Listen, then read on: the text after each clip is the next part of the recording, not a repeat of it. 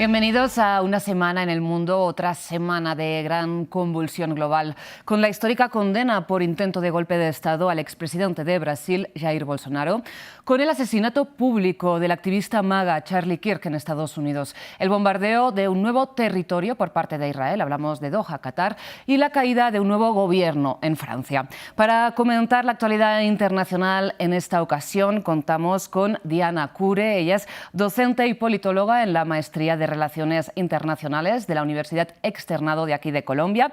También hoy nos acompaña Bruno Sgarzini, él es periodista y colaborador de Diario Red, y está con nosotros desde Dijon, desde Francia. Finalmente, Valeria Sacone, la conocen de sobras, ella es nuestra corresponsal en Brasil. Muchísimas gracias a los tres por sumarse a este programa de France 24. Ahora, antes de empezar con el análisis, no tengo que olvidar comentarles a ustedes que, si bien ya saben que pueden repetir esta y todas las emisiones de France 24 en nuestra página web y también en nuestro canal de YouTube, ahora pueden volver a escuchar este programa Una semana en el mundo en formato podcast a través de las principales plataformas de streaming de audio. Son las que ven en estos momentos en sus pantallas. Bien, ahora sí, empecemos con la mirada puesta en Brasil, donde el expresidente Jair Bolsonaro ha sido condenado por intento de golpe de Estado. Por una mayoría de 4-1, el Tribunal Supremo del país ha sentenciado al exmandatario a 27 años y 3 meses de cárcel. En suma, todos los elementos revelan que la tentativa de golpe de Estado... En resumen, todos los elementos revelan que el intento de golpe de Estado había sido cuidadosamente planificado y ya estaba en marcha, con acciones encaminadas a propiciar el mejor momento para su lanzamiento, contando con el conocimiento y la contribución mediante acciones y omisiones del acusado Jair Messias Bolsonaro, principal beneficiario de los actos. Por lo tanto, la procedencia de la prisión punitiva en su contra también es imperativa. También es imperiosa. Fijó la pena para el acusado Jair Messias Bolsonaro en 27 años y 3 meses, que consisten en 24 años y 9 meses en régimen de prisión cerrada y 2 años y 6 meses en régimen semiabierto. Bien, para empezar, Valeria, quisiera hablar contigo. Si bien esta condena ha hecho eco alrededor del mundo, cuéntanos cómo se vive en Brasil un día después.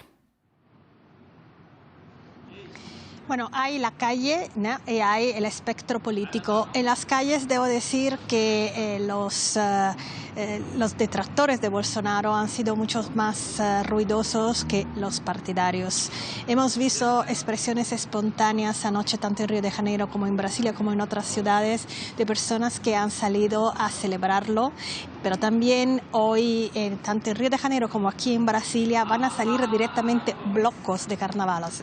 O sea, son comparsas carnavalescas que van a salir con los instrumentos y hacer una especie de carnaval fuera de época para celebrar una noticia que yo me gustaría recordar que para las personas que se alegran de esta condena hay un tema importante que es la pandemia del COVID, cuando Brasil sumó más de 700.000 muertes y hubo un informe que demostró, un informe científico, que 400.000 muertes podrían haberse evitado si Jair Bolsonaro hubiese comprado antes la vacuna. Entonces hay muchas personas, hay muchas posts en las redes sociales esos días de personas que perdieron a familiares que se alegran precisamente por eso, además que por el restablecimiento de la democracia. Ahora bien, en 2022 Bolsonaro alcanzó casi la mitad del electorado, entonces todavía tiene un tirón muy importante y lo vimos el fin de semana pasado, tanto en São Paulo como en Río de Janeiro, sumando las dos ciudades, había más de 80.000 partidarios en la calle manifestándose en contra de este juicio y a favor de la amnistía. Lo que me parece raro es que de momento todavía no ha sido convocado ningún acto.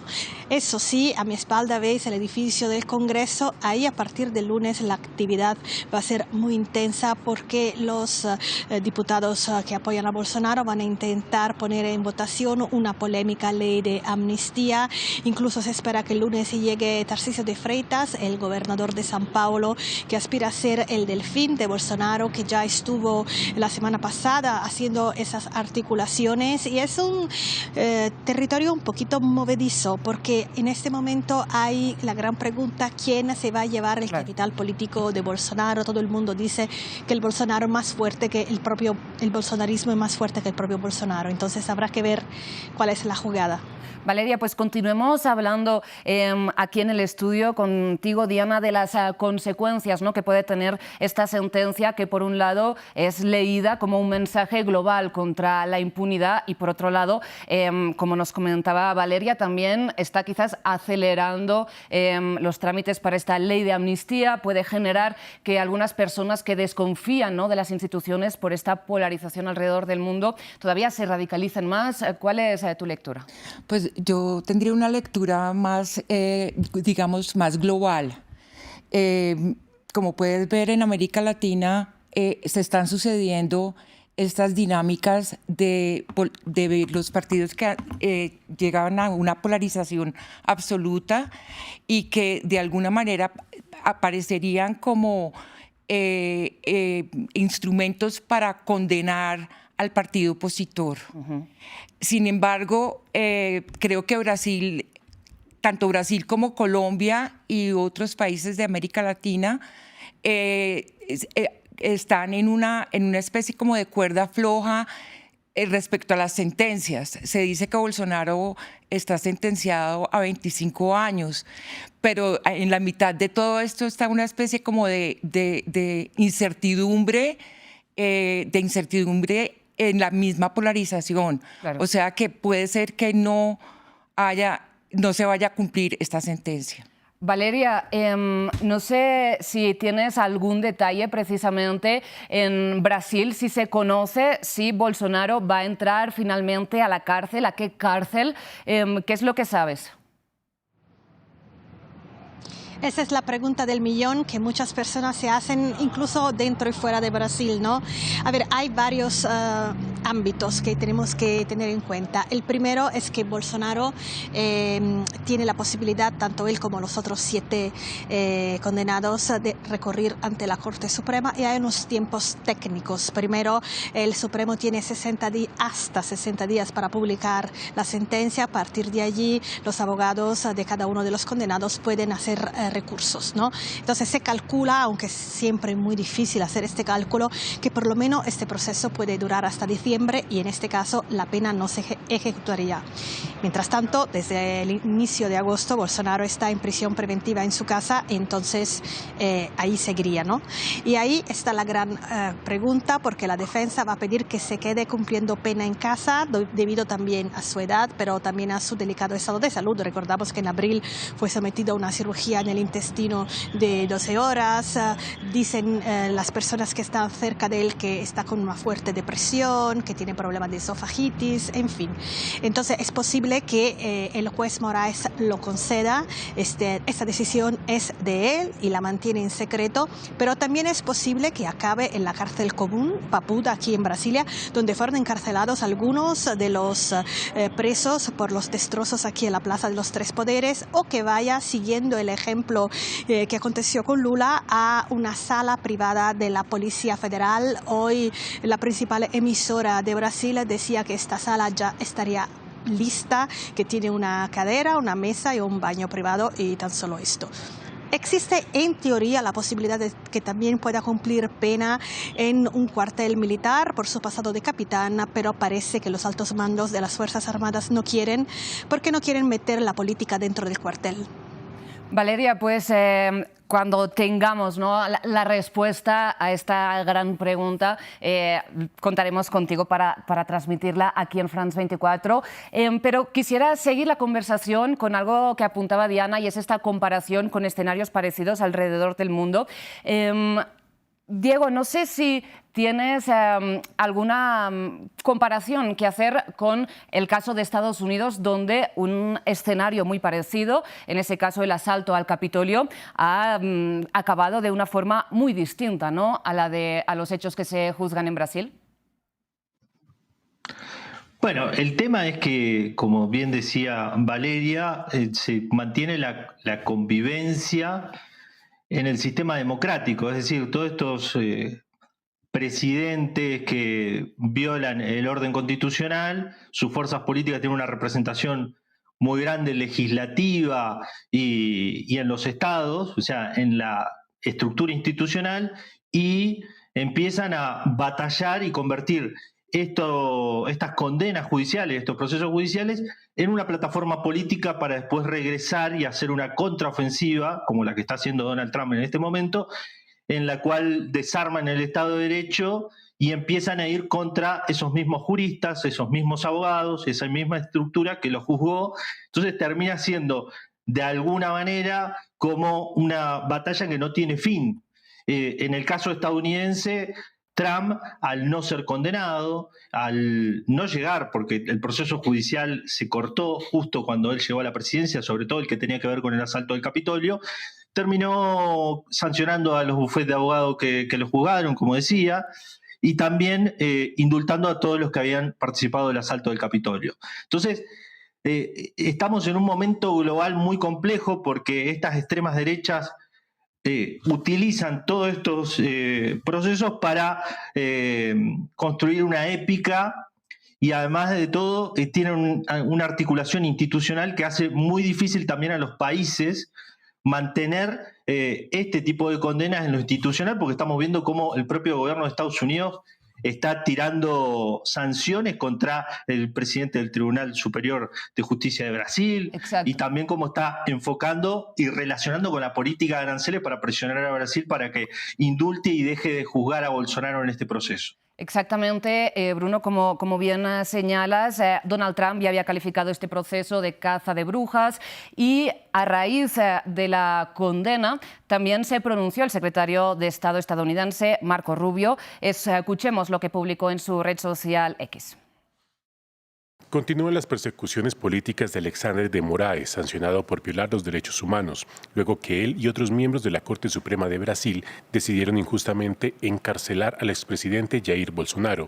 Estados Unidos responderá en consecuencia a esta caza de brujas. Bien, antes de terminar con este tema, Valeria, y también antes de despedirte, no sé si quieras compartirnos cuál es la sensación ahí en Brasil ante esta renovada amenaza de Estados Unidos. Bueno, por un lado es el gobierno, ¿no?, que tiene que tener una posición bastante hábil, neutra, como de andar encima de los huevos, porque es una situación complicada, ¿no? Entonces Lula en un comunicado oficial ha dicho que no le tiene miedo a las amenazas y sigue con ese discurso de soberanía, pero sabemos que a puertas cerradas esta semana las negociaciones con Estados Unidos son prioritarias, no solo para evitar más sanciones, sino también para conseguir sacar de la lista de los productos con aranceles del 50% el mayor número de productos posible, ¿no? Y en las calles, por absurdo que parezca, desde luego hay personas que no lo ven bien, pero a los hechos me remito. En la manifestación de la semana pasada, el Día de la Independencia de Brasil, en la arteria principal de São Paulo, que es la capital económica de Brasil, los manifestantes tenían una bandera gigantesca de los Estados Unidos desplegada, que ha sido un puño en el estómago para muchas personas. Entonces hay muchas personas que creen que todo vale y que para perseguir sus deseos políticos hay que aguantar este tipo de medidas. Valeria, pues muchísimas gracias por esta conclusión. Como decíamos, seguiremos contigo cómo vayan evolucionando, ¿no?, las consecuencias de esta condena. Muchísimas gracias por acompañarnos en esta Semana en el Mundo. Enlazamos entonces precisamente con la actualidad en Estados Unidos, donde el FBI ha detenido este viernes a Tyler Robinson, un chico de 22 años presunto asesino de Charlie Kirk, el influencer del movimiento MAGA que murió de un disparo en el cuello mientras ofrecía una conferencia ante 3.000 personas en el campus de una universidad de Utah. Así despidió el presidente Donald Trump a su amigo y aliado político. No tengo duda de que la voz de Charlie y el coraje que infundó en el corazón de incontables personas, especialmente de los jóvenes, perdurarán. Me complace anunciar que pronto le otorgaré a Charlie Kirk, a título póstumo, la Medalla Presidencial de la Libertad. La fecha de la ceremonia se anunciará próximamente y les puedo asegurar que habrá una gran asistencia. Bruno, me gustaría conocer tu opinión sobre este incidente y sobre si lo enmarcas en un aumento de la violencia política en Estados Unidos. Hay claramente una increciendo de la violencia política, más allá incluso de el magnicidio de Donald Trump, ¿no? Podemos juntar también como violencia política el asesinato del ejecutivo de una empresa de salud por parte de Luigi Mangione y cómo fue reivindicado por muchos sectores culturales de izquierda en Estados Unidos, como el asesinato de la presidenta del Congreso del estado de Minneapolis, asesinado por un hombre republicano que tenía una rencilla personal con ella, y en esa secuencia es que entra este asesinato con una peligrosidad importante porque Donald Trump está naufragando la violencia política y calificando a qué violencia política es buena y qué violencia política es mala. De hecho, culpa del asesinato de Kirk a los izquierdistas, entre comillas, por su retórica, cuando el presunto asesino es una persona que viene de una familia republicana del estado de Utah, un estado mormón. Y esto termina legitimando de alguna manera esta balanza entre violencia mala y violencia buena, aplicar ocupación de ciudades, de estados que son opositores, cambiar las reglas electorales como está intentando hacer, como se está haciendo en los estados republicanos, donde se empezó en Texas, para intentar controlar la Cámara de Representantes el año que viene cuando se renueva. Y lleva a Estados Unidos a un camino muy sinuoso donde Donald Trump va desarmando las pocas balanzas que van quedando institucionales dentro de Estados Unidos con los demócratas y atribuyéndose una cantidad de poder muy grande que se ve no solamente con la aplicación de ley de enemigos extranjeros para deportar a los migrantes, una ley del siglo XVIII, como también en el tema interno para ocupar las ciudades si son demócratas y se dice que son violentas. Entonces, este tipo de crímenes se inserta en este contexto muy peligroso y antidemocrático, podríamos decir, de Estados Unidos. Y Diana, ¿tú por qué crees que se está generando este contexto peligroso, antidemocrático? ¿Por qué está creciendo esta violencia en Estados Unidos? Yo creo que básicamente como por dos factores. Yo creo que el factor objetivo es la desestabilización que ha generado el mismo gobierno de Trump en su mandato. Creo que, pues, efectivamente, como él mismo lo ha demostrado, está en un proceso de volver ultraderechista su gobierno, pasando por encima de las Cortes, pasando por encima de la Constitución, y pues me atrevería a decir que el gobierno de Trump es un gobierno que está con una tendencia hacia el fascismo clarísima. Todas estas dinámicas de desorden, tanto doméstico como interméstico e internacional, generan un desasosiego en la población.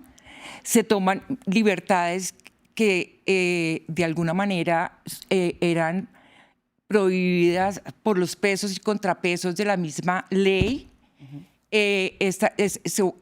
Yo diría que ese primer punto es de una anomalía en términos del cumplimiento de la ley. Segundo, es algo que no se dice en los medios tradicionales. Yo siento que hay también un desajuste inmenso en términos económicos.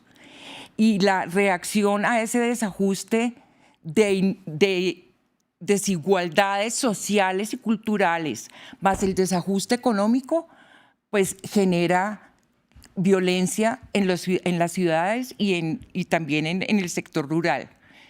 Y por último, que es el mandato de Trump a nivel internacional visto desde la perspectiva doméstica. O sea, a todos los ciudadanos, no solamente los ciudadanos del mundo, sino los norteamericanos, pues están viendo muerte y están viendo genocidio diariamente. Creo que toda esta especie como de convulsión generalizada contribuye al incremento de la violencia y de la violencia que está además aparejada con las dinámicas de la ultraderecha norteamericana.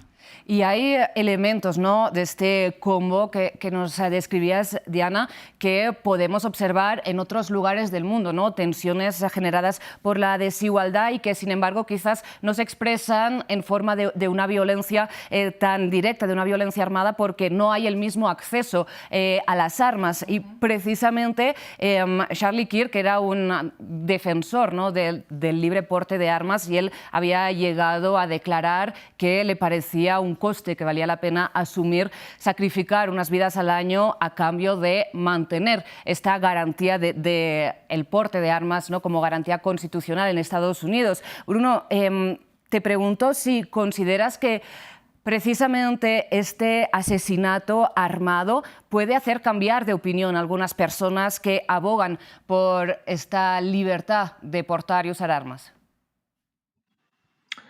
Para mí no, porque la cultura de las armas en Estados Unidos, que tiene un lobby muy importante y poderoso, está tan arraigado que la segunda enmienda que defiende la libre portación de armas es ya prácticamente un consenso inamovible que solamente los demócratas cada tanto quieren voltear con alguna legislación que rápidamente el lobby de armas baja.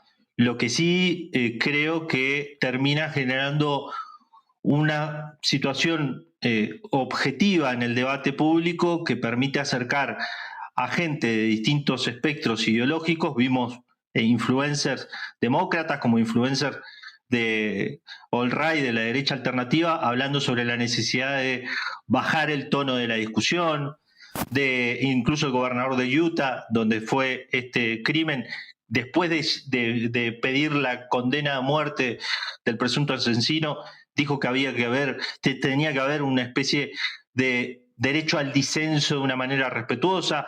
Es decir, como sucede en estos hechos disruptivos, hay un momento de parar la pelota y decir dónde estamos yendo, la verdad es bastante peligroso, pero la dinámica propia de la política estadounidense hace que eso sea bastante imposible de desandar, porque Trump está a un nivel, a un ritmo de desarmar el Estado de Derecho en Estados Unidos, en las instituciones donde se establecen los acuerdos que muchas veces dejan a la gran mayoría de los estadounidenses afuera, pero son acuerdos entre las dos tiendas políticas de Estados Unidos, que es muy peligroso a futuro, dado que permite del otro lado también que haya cierta arbitrariedad a la hora de hacer lo mismo, sí, y es lo que termina erosionando la institucionalidad y dando pie a que cada uno de los grupos empiece a disputarse el monopolio de la violencia o empiecen a darse esto que estamos viendo hoy en Estados Unidos, que es una guerra civil de baja intensidad, ¿no? Dentro de las instituciones, escalando con el lenguaje y con hechos de violencia específicos en un país que tiene un historial de violencia y de picos de violencia muy grandes, los 60, los 70, los años 50, que parecen volver, como vuelven muchos dramas en otros países que se repiten a través de los ciclos históricos. Bien, pues esperemos que esta guerra civil que comentas, Bruno, se mantenga de baja intensidad y de hecho se vaya resolviendo de una forma u otra. Y señalas la arbitrariedad, ¿no?, del mandato de Donald Trump, y es quizás uno de los elementos característicos también en su gestión de la política internacional. Quisiera precisamente que en cierta manera siguiéramos hablando de Estados Unidos, pero nos centráramos en particular en que el Consejo de Seguridad de la ONU, de hecho, ya lo ha condenado por unanimidad. Israel atacó a Qatar, un gran aliado de Estados Unidos, en particular atacó en Doha a la delegación negociadora de Hamás, mientras en principio, según declaró un portavoz de la organización palestina, estaban discutiendo el plan de paz que había planteado Donald Trump, ¿no?, en los últimos días. Se nos une en estos momentos a la conversación Luciano Zácara, él es analista político, experto en Medio Oriente. Muchas gracias, Luciano, por estar con nosotros una vez más aquí en France 24. Tú eres un gran conocedor, ¿no?, también de la sociedad en Qatar, y te quería preguntar cómo leíste, ¿no?, este ataque, que si bien estaba dirigido a Hamás, pues fue en territorio de un gran aliado de Estados Unidos y país mediador, no olvidemos. Bueno, claro, sí. No hay que olvidarse de por qué ha sido atacado Qatar. Lo que ha sido atacada es la oficina de Hamas, que es una oficina que se ha abierto aquí a pedido expreso de Estados Unidos y con aprobación de Israel, justamente para que existiera un lugar aquí con representantes de Hamas, que en el caso de necesitar Israel negociar o discutir determinadas cosas, pudiera haber un lugar neutral en donde hacerlo. Por lo tanto, servía un propósito específico y que lo ha servido durante todos estos 2 años de guerra en Gaza, evidentemente no con muchos progresos, lamentablemente, en función de conseguir el tan ansiado alto el fuego, pero que el ataque, si bien ha sido en contra de la oficina de Hamas, ha sido en territorio catarí y ha muerto un catarí por primera vez, un oficial de seguridad de nacionalidad catarí, que a pesar de que Israel diga que no tenía inmunidad diplomática porque no era diplomático, es un ciudadano catarí, por lo tanto, los intereses cataríes se han visto afectados, el espacio aéreo, la soberanía se ha visto afectada de la misma manera que el ataque de Irán en contra de la base americana en junio pasado. Por lo tanto, es un hecho que evidentemente va en contra del derecho internacional, es una línea roja más que cruza Israel en su intención de eliminar todo lo que considera una amenaza existencial, y evidentemente no hace diferencia entre aquellos estados que son declaradamente enemigos de Israel y Estados Unidos, como podrían ser el régimen de Assad en su momento, Irán o los Houthis, sino estados que ya son aliados muy importantes. Hay que recordar que es aliado extra OTAN de Estados Unidos. Y precisamente por esta alianza, ¿no?, con Estados Unidos, Diana, ¿crees que Qatar está en la capacidad de generar algún tipo de reacción que no deje impune este ataque? En términos bélicos, hay amenazas por parte del gobierno catarí. De hecho, se han dado reuniones con el resto de países del Golfo, pero yo creo que, digamos, los países del Golfo y Qatar están supremamente comprometidos con la sombrilla norteamericana. Para mí fue un acto de traición que debería ser reivindicado por parte de Qatar en conjunto con algunos países del Golfo, pero no lo veo posible. ¿Un acto de traición? Sí. ¿A qué te refieres exactamente? ¿Por parte de quién a quién? No, pues un acto de traición por parte de Estados Unidos y Israel a Qatar. Yo tengo la certeza de que, pues yo no tengo la certeza, es evidente que había información hasta complicidad por parte de los servicios secretos de varios países, de Inglaterra también, tengo entendido.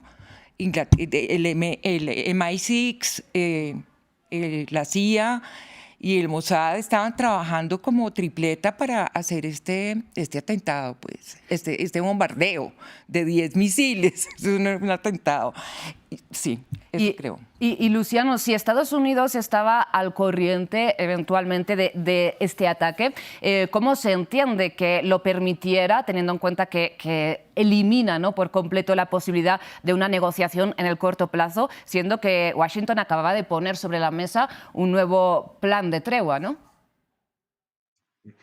Bueno, en realidad hay mucho debate sobre eso. Yo todavía tengo mis dudas de si lo sabía o no. Estoy 50 y 50. Hay elementos que me dicen que sí, que lo sabía y que incluso ha participado, porque el hecho de que no hayan sido detectados los aviones hasta llegar aquí es muy sospechoso, de que se pueda cruzar todo el territorio desde Israel hasta Qatar sin ser detectado, cuando Irán ha lanzado 600 o 700 misiles contra Israel y han sido todos detectados mucho antes de que llegaran a territorio israelí. Por lo tanto, aquí hay radares de todo tipo, satélites que pueden detectar movimientos minúsculos. Por lo tanto, eso es una luz roja ahí que todavía no terminamos de entender. Lo que parece entenderse de la cronología de los hechos, de lo que ha dicho de la llamada telefónica que recibieron las autoridades militares estadounidenses y que después le trasladan a Trump y que Trump le pide a Witkoff que llame directamente a los cataríes. Los cataríes dicen, sí, nos llamaron 10 minutos después del ataque, como para advertirnos algo que ya había pasado, y que se haya hecho evidente esta discrepancia horaria. Ha sido una queja muy clara de Qatar respecto a Estados Unidos de que le avisaron tarde. Ahora, no han hecho hincapié en esa información tardía de Estados Unidos, sino que en realidad Estados Unidos no lo sabía y que por lo tanto no podía haberle informado antes. Eso es lo que se estará discutiendo esta noche. Hoy está justamente a estas horas Marco Rubio reunido con el ministro de Asuntos Exteriores catarí, y teóricamente van a cenar también con Donald Trump. Por lo tanto, se discutirán todas esas cosas de qué es lo que ha pasado y cómo garantizar de que esto no vuelva a pasar, porque eso es lo que estará esperando Qatar y otros países del Consejo de Cooperación del Golfo, que las alianzas con Estados Unidos, sobre todo en materia de seguridad, representen justamente seguridad y que no solo los pueda atacar un país teóricamente enemigo, que es Irán, sino también un país amigo, que es Israel. Y creo que esto es fundamental tenerlo en cuenta. ¿Contra quién son las alianzas militares? ¿Contra quién o para qué están las bases aéreas aquí establecidas, no solo en Qatar, sino en otros países del Golfo? Bruno, ¿cuál es tu lectura sobre este ataque que, como decíamos, en términos de alianzas internacionales es complicado de entender? Es un tiro directo a las negociaciones de alto al fuego en Gaza. No hay que separarlo de ahí. El papel de Qatar en la mediación, el asesinato a el equipo negociador de Hamás. Imaginémonos nosotros un grupo de personas que están al tanto de todos los detalles que se vienen conversando hace años respecto a cualquier tipo de acuerdo en la Franja de Gaza, ¿no? Sustituir un equipo entero en negociación hace que se posterguen las negociaciones. Y esto tiene mucho que ver con el baile que están danzando Estados Unidos e Israel, la administración Trump y Netanyahu, por implementar un plan de desplazamiento forzoso de la ciudad de Gaza de 1 millón de palestinos para el sur de Gaza, donde no hay ni siquiera la capacidad de recibir ese 1 millón de palestinos. Sí. Según los grupos de investigación forense, Forensic Architecture y todos los grupos de organizaciones humanitarias. Y está todo el plan que está en discusión entre el yerno del propio Trump con los funcionarios israelíes, que fue presentado por una consultora, Boston Consulting, que está Tony Blair dentro de esta negociación, de empujar a los palestinos hacia el sur de Gaza, forzarlos a ir, y de alguna manera ese plan es el que está hoy en marcha y que se enfrenta al plan de las monarquías del Golfo, que es un plan de establecer un gobierno con una tecnocracia de la Autoridad Nacional Palestina, y de alguna manera es marcarle a las monarquías del Golfo de que ese plan no va y de que el único plan que está yendo, el que está haciendo Israel con Estados Unidos, de forzar un nuevo desplazamiento dentro del marco del genocidio actual en Gaza. Diana, precisamente nos queda poco tiempo, pero te veía asentir a lo que comentaba Bruno. Sí, yo creo que Israel es muy claro en términos de lo que dice, lo hace. Hace 3 semanas Benjamín Netanyahu anunció su proyecto espiritual e histórico del Gran Israel, y yo creo que ese Gran Israel toma territorios no solo cercanos a los países del Golfo, sino pedacitos de países del Golfo como Arabia Saudita, por ejemplo. Entonces es simplemente que él está desplegando su agenda por encima de Estados Unidos, incluso. Yo creo que el gran debate está en hasta dónde el gobierno estadounidense y la diplomacia estadounidense van a seguir dándole vía libre y semáforo verde al gobierno supremacista de extrema derecha de Benjamín Netanyahu.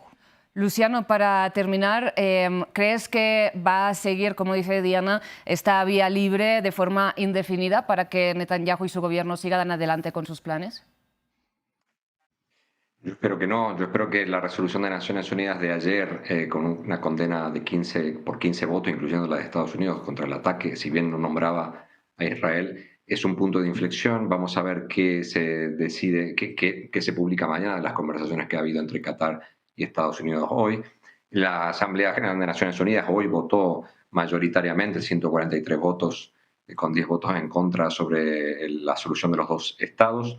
Aquí el domingo y el lunes hay una reunión de emergencia de países árabes e islámicos en la que se espera que se tomen medidas concretas, no ya declaraciones ni condenas, sino medidas diplomáticas o de otro tipo concretas, siempre dentro del marco de la ley internacional, pero dentro de las herramientas que se pueden tomar como para presionar aún más a Israel. Que esto, como digo, preocupa no solo a Qatar, sino a todos los países de la región, incluso a aquellos que tienen buena relación con Estados Unidos y con Israel, porque ya se ha cruzado otra línea roja y quizá sea un momento en el cual Israel pueda sentir un poco más la presión y realmente que se tomen acciones más concretas. Veremos si Israel reacciona a algún tipo de presión internacional. Para terminar este programa, lamentablemente en pocos segundos, Bruno, ya que eres nuestro invitado, quien está en Francia, no sé si tienes algo que mencionar en poco tiempo sobre esta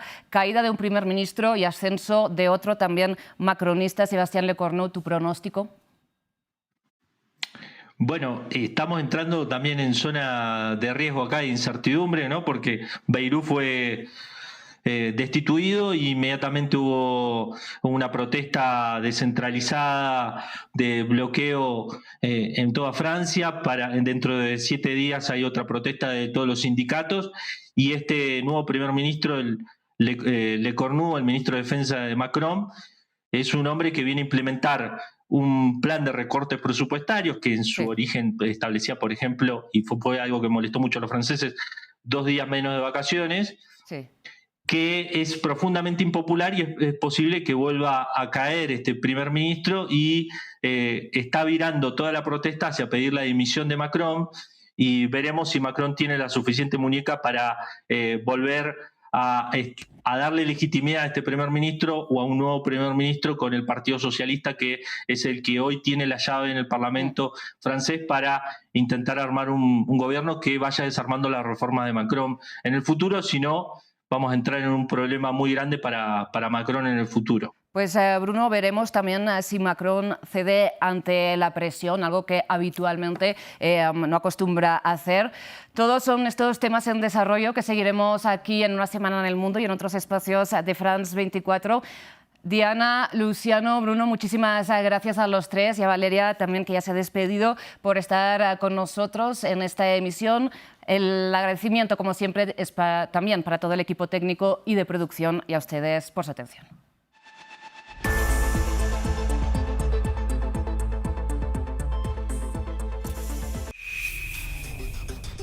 De la Patagonia al Canadá. Toda la actualidad política, económica, cultural y social del continente americano. Acompáñennos en Aquí América por France 24 y France24.com.